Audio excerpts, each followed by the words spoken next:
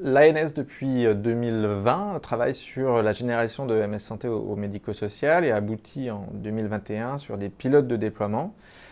Sur 10 territoires pilotes, on a pu dénicher plusieurs enseignements qui nous permettent aujourd'hui d'avancer le plan de généralisation sur 2022 et 2023. De ces 5 enseignements, alors le premier, c'est déjà que ça nous a conforté dans l'intérêt de MS Santé pour le médico-social et de ses acteurs. Effectivement, c'est un projet simple dans le numérique qui permet d'aborder le sujet de l'échange, du partage de données via Internet. Et donc, ça mobilise les acteurs parce qu'ils le comprennent. Par contre, on sent bien qu'il y a des différences de maturité. Et ça, c'est le deuxième enseignement, effectivement, qu'il faut savoir arriver à mobiliser les acteurs parce que tous n'ont pas la même appréhension pour le numérique, tous n'ont pas la même connaissance aussi de leurs droits. Et donc, il faut trouver les bonnes solutions pour les appréhender. Donc, le troisième enseignement, c'est effectivement qu'il faut une organisation projet adaptée. Donc, nous, on a toujours eu un binôme technique et expert métier. Technique, par exemple, c'était les grades qui se chargeaient effectivement d'expliquer techniquement le projet.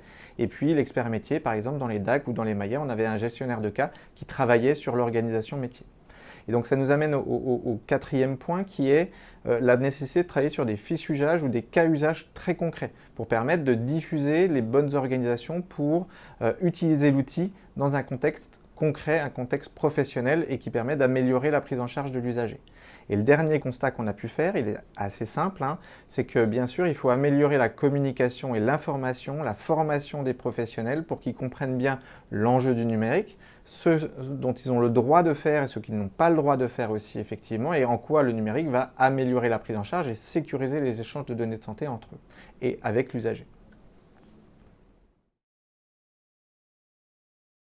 De ces 5 enseignements, on a tiré un plan de généralisation qu'on va débuter là en 2022. Et là, ça s'appuie sur 4 grands axes, des axes assez simples. C'est déjà soutenir ESMS numérique et toute la démarche Ségur qui va s'adresser aux ESMS, effectivement, pour adapter les outils techniques qui sont installés dans les ESMS, mais aussi déployer MS Santé, le DMP au sein de ces structures-là.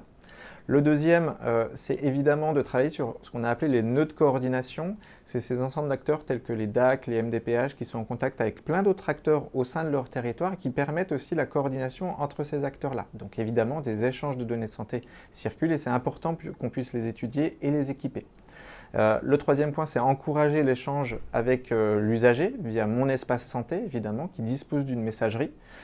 Donc là aussi, c'est un enjeu national de pouvoir favoriser les échanges avec les usagers et les aidants. Et enfin, si un professionnel ou une structure souhaite se lancer dans la démarche du numérique, c'est améliorer le parcours coordonné, effectivement, pour l'accès aux services du numérique. C'est effectivement commencer par RPPS+, pour avoir accès ensuite à MS Santé, DMP, téléservice INSI, et puis évidemment ProSanté Connect.